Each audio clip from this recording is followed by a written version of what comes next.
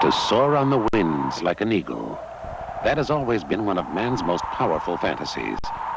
For thousands of years, we've envied the ultimate freedom of birds. But only in the last decade have we been able to construct wings that give us a chance to experience that feeling of freedom. Now, nearly anyone can fly hang gliders that are light, strong, and safe. Anyone with the discipline to learn a few basics of low-speed aerodynamics and the know-how to assemble a hang glider piece by piece on a mountaintop. Today, thousands of men and women know the pure thrill of flight.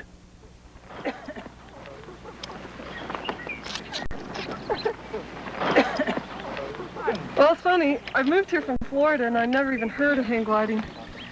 I just came out with a friend. And I hated learning. It was miserable, I was hot, and I couldn't do it. I crashed all the time. But I'd watch these people floating around, it seemed like effortlessly, in the air. And I decided I wasn't going to quit till I got to that point.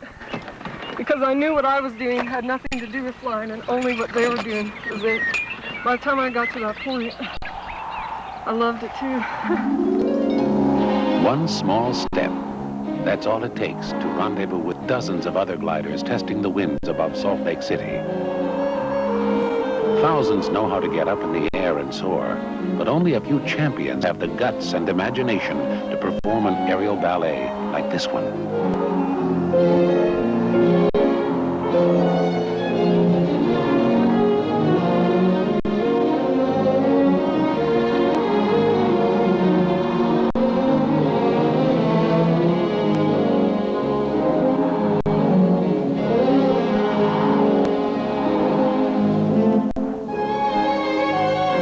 This is national hang gliding champion Larry Tudor.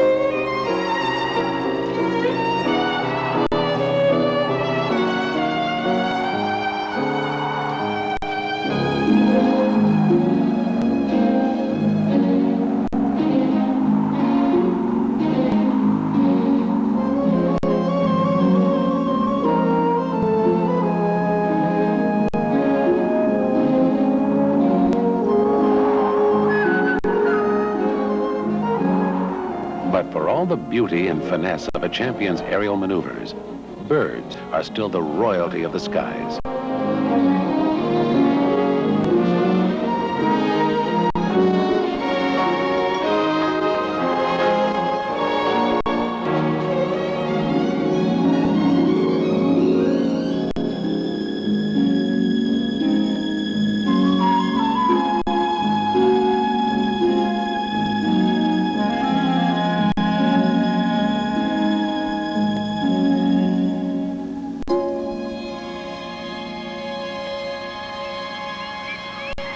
Dave Belke is a researcher who works with the hawks, falcons, and eagles of the American West.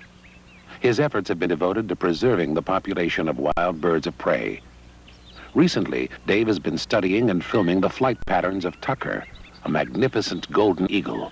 My work with birds of prey started about 8 years ago. What impresses me most is just the beauty of them in flight.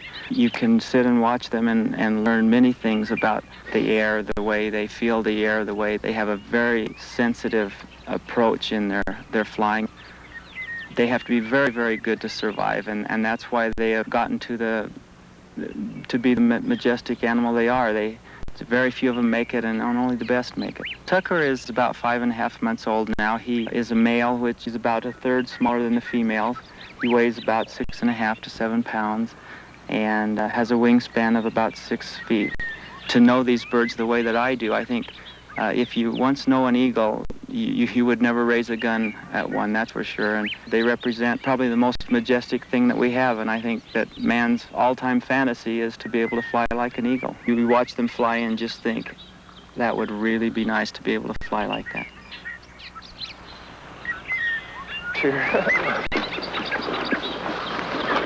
In the mountains above Salt Lake City, filmmaker and former altitude record holder Pierre de L'Espinois prepares for a tandem flight with champion Larry Tudor. They often fly together, one as pilot, one as photographer, in attempts to film wild birds of prey from their point of view. To a filmmaker, a hang glider is a unique camera platform. Before we launch. All right. Good hard run. Yeah. Yep. Okay. You guys ready? Yeah. That's clean, isn't it? Oh, wow. That was great. What a view. You know, I don't think any man could get any closer to flying like a bird than this. We're getting pretty high considering there's two of us on a glider. Boy, it's beautiful. What a place to fly. Look at that mountain back there.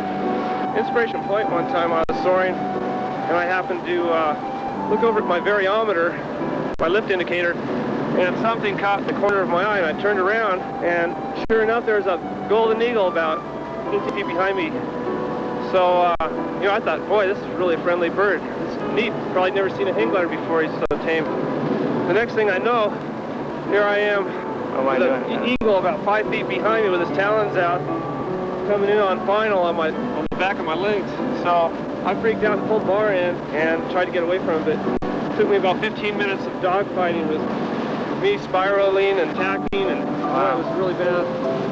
I don't think man with all his machines will ever quite get to the level of sophistication of a bird.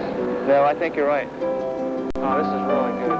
What a, it feels so good to get back up in the air like this. Oh, yeah. Get my hand loose.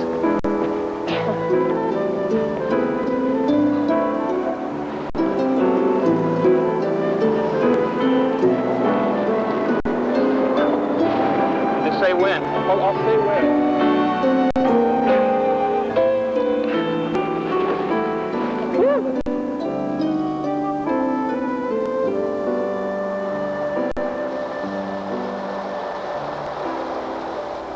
Pierre, hold this while I hood him here. Okay, David. Why do you hood him? Well, it's just an age-old technique to calm the bird. It allows you to do the initial training and to transport the bird. Just keeps him calm, and we can sit here and talk, and he won't want to fly off into the good breeze we have today. So. Is he comfortable that way? Oh yeah, he accepts it. He saw how easy it went on. He really, if he trusts you, then there's no problem. No problem at all. Yeah. Well, why don't we sit down? I have an idea I want to discuss with you. Okay. Over the last couple of years, watching the sport of hang gliding, how much it's advanced, they've actually been able to stay up for, 25 hours at a time. They've been going cross country. 25 hours? Right. That's the world record now. And in Utah, there are some places to fly that these guys fly for 11 hours and go 160 miles. Well, recently, my last time up there, there are so many birds of prey in that area that I've, in flying, that I noticed that you can really get close to the wild birds and fly with them. Now, they're a little wary when you get up close. I've seen them evade. Even when a helicopter flies by, they'll kind of go the other way. But it was such a visual thing to see fly by an eagle and be behind them and see how pretty they are. But I think it'd be a unique opportunity if we could use it, your bird, a trained bird. And if he would accept the kites, maybe he would stay close enough where we could obtain some really unique flying footage of birds of prey, from eagle to eel, so to speak. Well, that sounds like an interesting idea. I don't think he would have any problem accepting the glider if we worked with him, have the glider on the ground to start with, just handle him around the glider, and then I think from there, feed him off of it maybe, or, I think he would accept it pretty well. If one bird accepts another in the air, I think they might look at it as another bird. In Utah, Dave introduces Tucker, the golden eagle, to a new flying partner. A 35-foot wingspan bird made of aircraft aluminum, stainless steel fittings, and Dacron cloth. Wings for one of mankind's oldest dreams, to soar with the freedom of the eagle.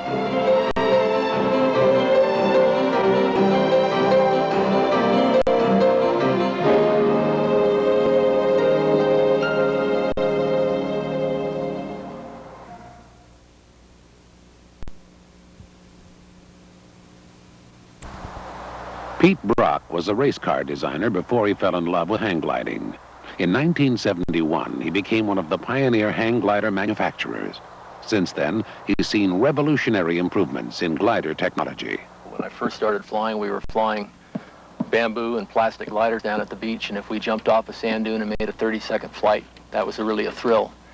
And each progression that we've gone through in developing the gliders has been as much of a thrill, and I think that the discovery of different ways of flying has been part of the beauty of inventing better ways to fly that I really enjoy about the sport. And I think that as you go through life, there are certain images that stay with you that are beautiful, and I think those are the reasons that I fly, because there's such vivid images that you get flying at high altitudes of clouds and sky and mountains that are just too good for anything else, and it just keeps bringing you back. So I don't think that there's anything that I've done in my life that I enjoy as much as flying. We'll get this last rib in here, and I'll give you a little explanation of how this tip works. I think you'll find it really interesting as a comparison to the eagle wing. As you see underneath here, we have one rigid tube here. That's our washout tube, and it gives the glider stability. Hang gliders very much While like the wings of early hang gliders were delta-shaped, based on the concept of NASA engineer Francis Rogallo, newer gliders like this ultralight model have longer, narrower wings, much closer to the natural wing structure of the eagle. And this rigid member out here prevents the wing from collapsing out here in flight at any speed that we're flying, no matter whether we're diving the glider or turning it. This tip is always washed out exactly as the eagle's is when it's flying. Unfortunately, we can't move the wing around the way the eagle can, and we're losing a little performance in that, but by having a fairly stiff wing here and controlling this tip washout here, this twist out here on the wing, we can ensure that the glider will be really stable when we're flying it. How do you get by without a tail on the glider? Well, we're shifting our weight below on the glider, and we're having to run a little bit more twist out here on the wing to get the same stability. That's why we don't have the same performance all the way along. I see, so you're working towards that, though. Right. As you get into conventional aircraft, then you have a tail surface back there that gives you your stability, and the wings get higher and higher aspect. That is, that the wingspan gets larger and larger, and then we have difficulty controlling it with weight shift. So there's a very, very fine balance that we have to work out in the glider, where we can still control it with our weight and still have enough wingspan so that the glider will have the performance that the modern gliders have, that it's almost matching the eagles now in a straight glide. But man has always had the same desire, and now he actually can get out there and soar. I think I'd sure like to do that myself after seeing this. Well, I'm sure you'll get a chance sometime, because we're getting awfully close. Okay, all right. And don't go in through this rope. Dave Belke has spent years watching eagles like Tucker soar and glide in the skies. Now, for the first time, he'll feel that freedom for himself. Totally supported. I see, okay. Wow, there's a good one. Ow! How's it feel? This is great. We're going up. Feel how smooth this is? I used to fly in my dreams, and it was just like this. All right. You think we're going to be able to stay up a little bit? Oh, we're already 200 feet over takeoff. Check out our shadow. I know. We're climbing pretty fast. If you look at the horizon, see that bump and see the hills behind it, you can tell if we're going up or down. There's still a few thermals out here, but not many.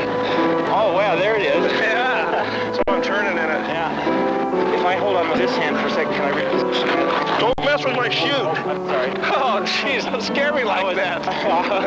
Whatever you do, don't pull my chute. Okay, I promise. Yeah, so you know, I've been back watching over these takeoff. eagles fly, you know, firsthand for 8 years. I bet it's made you. And I wish you're up there, every huh? time I go out, I say, boy, I wish I could do that, and now I'm doing it. I don't even believe it. See, we take off and land just like a bird. You got your feet down and ready for the ground, and then when you take off and you're flying, you're lying down prone just like a bird. Well, some people fly seated in hang gliders, but I never saw a bird that did that, so I don't fly that way. Well, I've been in training to keep my weight down so we can fly higher. I didn't even eat breakfast. Well, we've got a nice wind this morning. Looking pretty good, eh? He wants to go. The thing does too. You can see we can fly it with just about one wire on the thing. It's really light. I think with about equal amount of breeze, we should be able to fly together this morning. Are you ready to go? Yeah, he's ready. He's ready. Well, Larry, it looks like we have good enough conditions here today that you should be able to go right up with the eagle. Oh, wow, that would be great. Maybe he could teach me something about cross-country and thermal soaring. Oh, I'm sure he can. This is an ideal day, and he'll get way up there. What happens if Tucker flies too far down the ridge? Well, I think he would come back to me, but, you know, if you're already up there, we might put a perch on top of your king post a little bit like this one and put some meat on it, and he might just come back to you and save me a little work. Boy, that would be unbelievable. Well, that would be outrageous. We could give it a try. I think if we did it once on the ground first, he would look at that as a place to be fed, and I think he might do that. Oh, this could be fun. Let's do it. All right.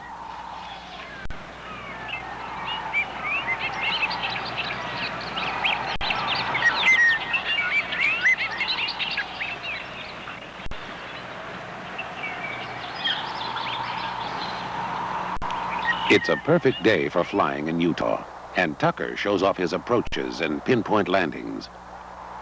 This will be an experiment that brings together two very different masters of the art of flight. A golden eagle, the royalty of the air, one of nature's most magnificent flying machines, and a man strapped under Dacron wings. No one knows whether the eagle will accept the kite in its airspace, or if it will dive and attack, obeying its territorial instinct. If it's a success, this will be the ultimate kind of flight, a true super flight.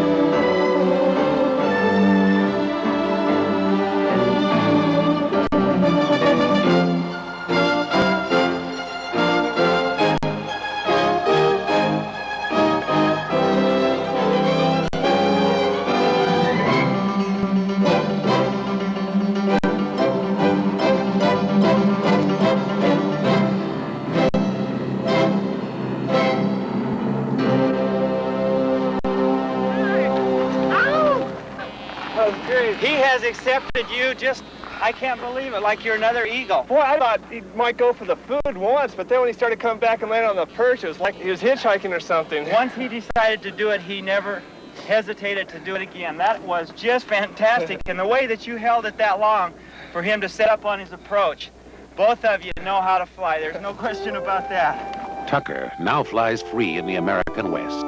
He helped fulfill an ancient fantasy, the dream of man and eagle soaring together.